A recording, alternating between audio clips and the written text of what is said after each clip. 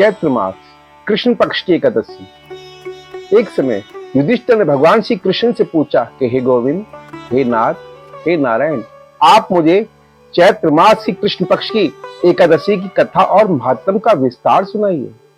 तब भगवान श्री कृष्ण बोले, हे युधिष्ठिर, यही कथा एक समय लोमश ऋषि ने राजा मंधाता को सुनाई थी, सो मैं आपको सुनाता हूं। एक समय की बात है, चैत्र वन बहुत सुंदर और रमणीय था।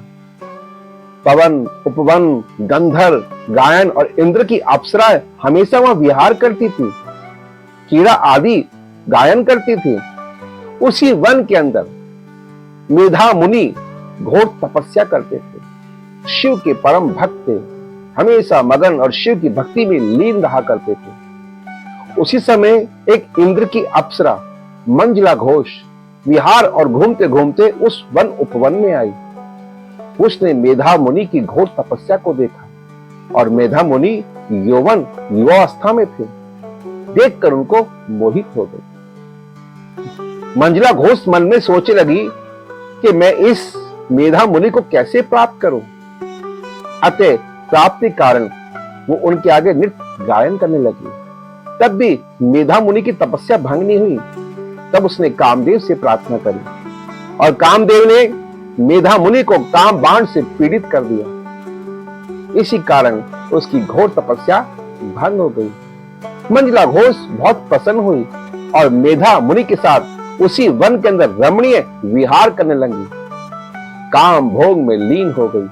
करते करते बहुत समय बीत गया। एक समय मंजला घोष मेधावी मुनि से कहने लगी कि हे मुनि, मैं इंद्र की अप्सराओं हूं, मुझे बहुत समय बीत गया, अतः मुझे इंद्रलोक जाना है।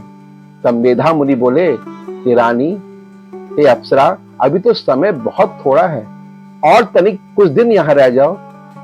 इस प्रकार वो बात मान गई और करते करते बहुत वर्ष बीत गए। फिर उसने यही बात मेधा मुनि से दोबारा कही कि मुनि, मुझे इंद्रलोक जाना है, मैं वहां की अप्सरा हूं। तब मुनि ने कहा, कुछ दिन और रुक जाओ। तब कहा कि मुनि, कुछ दिन रुकते रुकते तो 57 वर्ष बीत गए, आपकी रात पूरी नहीं होती। तब जाके मेधा मुनि को लगा, अरे ज्ञान प्राप्त हुआ कि मेरे को इतने वर्ष बीत गए। भोग विलास में लिप्त रहा। अंत में उसको बड़ा क्रोध आया और कहा कि तू दुष्टी है, तू पापनी है, तूने भोग विलास के कारण मेरी तपस्या को भंग किया है। अतः मैं तेरे को श्राप देता हूं कि तू पिशाच योनि में और घोर से घोर नरक में और दरिद्र की ठोकर और योनियों में भटके। इस प्रकार इस श्राप से वो कांप गई। तब का मुनि, आप अपने क्रोध को शांत करो। फिर मुनि को ज्ञात हुआ। तब उसने कहा कि हे मुनि, आपने मुझे श्राप तो दे दिया, इसके निवारण के बारे में तो बतलाओ। तब मुनि बोला कि हे मंजला घोष, तुम चैत्र मास की कृष्ण पक्ष की पाप मोचने एकादशी का व्रत करना। इसके व्रत से समस्त पाप समूह नष्ट हो जाते हैं। सारा विधान बतलाया। मंजला घोष ने उनकी बात मानी। अंत में मुनि को भी बहुत पश्चाताप हुआ और इसी प्रकार भटकते भटकते अपने पिता चम्मन ऋषि के पास गए। अपने पिता चम्मन ऋषि को फिर विस्तार बतलाया। अंत में उनको बड़ा दुख हुआ।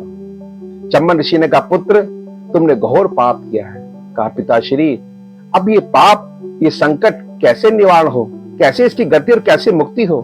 तब चम्मन ऋषि बोले कि पुत्र, तुम भी चैत्र मास की कृष्ण पक्ष की पाप मोचने एकादशी का व्रत करो, उनका पूजन करो, भगवान को दीपदान करो, तुलसा सालिग्राम का पूजन करो, रात्रि को जागरण करो। ऐसे करने से समस्त पाप समूह नष्ट हो जाते हैं।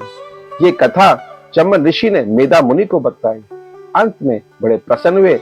चैत्र मास कृष्ण पक्ष के दिन मेधा मुनि ने घोर तप करके भगवान श्री नारायण का पूजन किया। षोडश मात्र से पूजन करने के बाद में व्रत किया। निराहार रहकर रात्रि को भगवान का जागरण किया। ऐसे करने से समस्त पाप समूह नष्ट हो गए। उधर मंजला घोष ने भी भगवान श्री नारायण का पूजन करने के बाद घोर तपस्या से भगवान का व्रत किया और रात्रि को जागरण किया। इसके करने से प्रभात काल वो भी पिशाच योनि से छूट गई और अंत में सुंदर रूप प्राप्त करके इंद्रलोक को चले गए। इससे भक्तों, इस चैत्र मास की कृष्ण पक्ष की पाप मोचने एकादशी समस्त पाप समूह को नष्ट करने वाली है। बाल अवस्था, किशोर अवस्था, वृद्ध अवस्था में जो भी घोर पाप होते हैं, इसके करने से वो क्षय हो जाते हैं। हमको जाने अनजाने में कीड़े मकोड़े भी हमारे हाथ से मर जाते हैं, जाने अनजाने में बहुत सी बातें हो जाती हैं। अतः इसी के व्रत करने के प्रभाव से समस्त पाप समूह नष्ट हो जाते हैं। इसलिए सभी को चैत्र मास कृष्ण पक्ष पाप पहुंचे एकादशी का व्रत करना चाहिए।